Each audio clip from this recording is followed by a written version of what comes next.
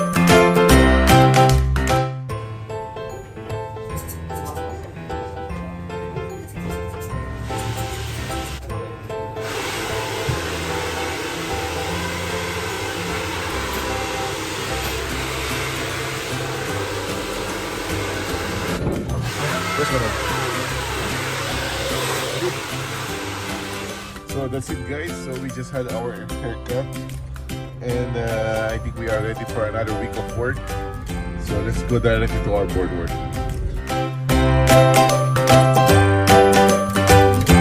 Good day everyone, so for today we'll be discussing about sine law. So sine law is very useful in dealing with triangles which are not right triangles, so such as oblique and obtuse triangle. So this is a short lesson. I hope you'll stay with me. Yalla, let's go. First, let's try to derive the formula for sine law.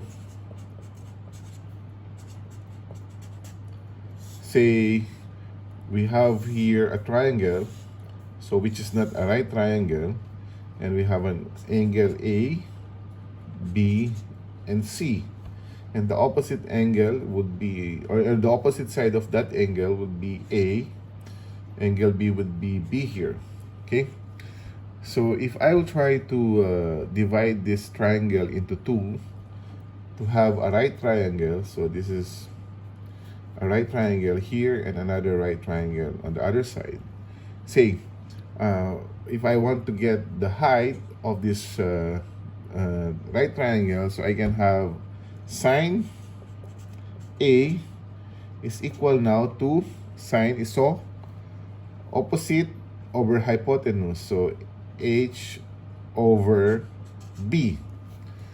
Okay, so similarly here on the other side, on the other triangle, so if I want to get the height on that one using B, so pwede siyang sine B is equal now to opposite H over A. So therefore here you have an H which is B sine A. So similarly here also you have an H which is A sine B. But as you can see, H here is equal to H there. So therefore B sine A is equal to A sine B. So I can have also like, I can put A on the other side. So sine A. sine A over A is equal now to sine B over B. So which is our formula for the sine law. So this is one case wherein we can use our sine law. So given two angles and one side of the right triangle, so we can find the other side. So in this case, we are asked to find what's the value of x. So let's try to solve the x using sine law. So if I'll have 46.5 degrees as my reference angle, so we say sine 46.5 degrees, okay, over, okay, the opposite angle, which is x, is equal now to what? Sine, okay, 39.4 degrees over 7. So therefore, if I want to get the value of x, so x therefore would be like 7 sine 46.5 degrees over sine 39.4 degrees. So x here would be, so let's try to solve this one using our calculator. So sine 46.5 divided by sine 39.4 times 7. So we get here a value of x which is actually 8. So our answer for this problem is 8. So another case here is we are given two sides and one angle. So we are asked to find this angle here. So again, sine law would be useful to get the value of this theta here. So if we want to get this one, so I think we are given the opposite side. So sine theta is equal now to, or sorry, sine theta over 16 is equal now to that angle. So sine 115 over 49. Okay? Therefore, you have sine theta is equal to this one will go there. So 16 sine 115 over 49. So sine theta is equal to sine 115 times 16 divided by 49.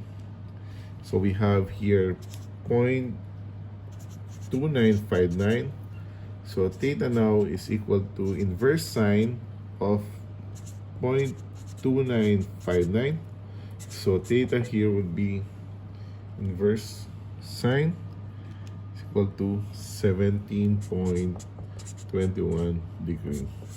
So this is our answer here for this problem. So the theta here is 17.21 degrees. Okay, so let's have another problem. So our last problem is a board exam problem. So it says a pole casts a shadow 15-meter long when the angle of elevation of the sun is 61 degrees. If the pole is leaned 15 degrees from the vertical directly towards the sun, determine the length of the pole. So we have a pole. So I will draw it in a light. Okay. It is leaned 15 degrees vertical. So that means if this is the original position of the pole and it is leaned 15 degrees, so this would be now the position of the pole. And then you have a 15-degree lean hit. And then it says it casts a shadow of 15 meters. So this is 15. And then an angle of elevation of the sun is 61 degrees. So you have a 61-degree angle of elevation here.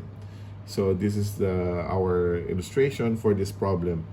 So how can we find the height or the length of the pole? So therefore you have here, okay, so if we'll try to redraw down that one, so we have here this and this and this, right?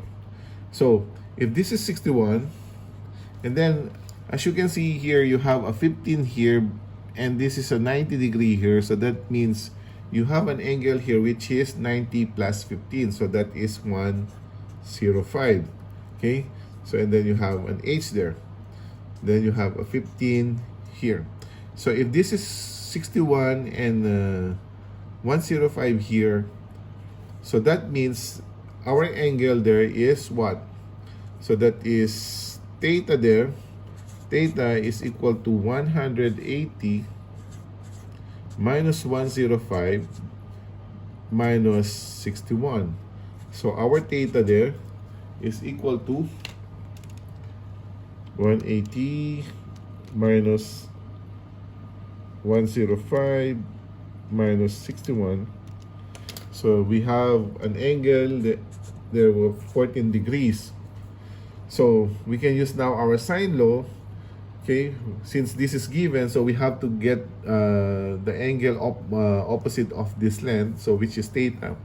So sine 14 now over 15 is equal now to sine 61 over h. But we are asked to find the value of h here. So h therefore would be 15 sine 61 over sine 14. So let's try to find the value of h. Sine 61 divided by sine 14 times 15. So we have here a value which is 54.23 meter. So checking the choices here, we have letter A as our answer. That's it for today. I hope you learned something from our lesson. And in the next few days, we'll be discussing about cosine laws. So for the meantime, thank you for watching. Don't forget to watch, like, subscribe, and hit the notification bell for you to get updated on our succeeding videos. Until next time, guys. Bye-bye.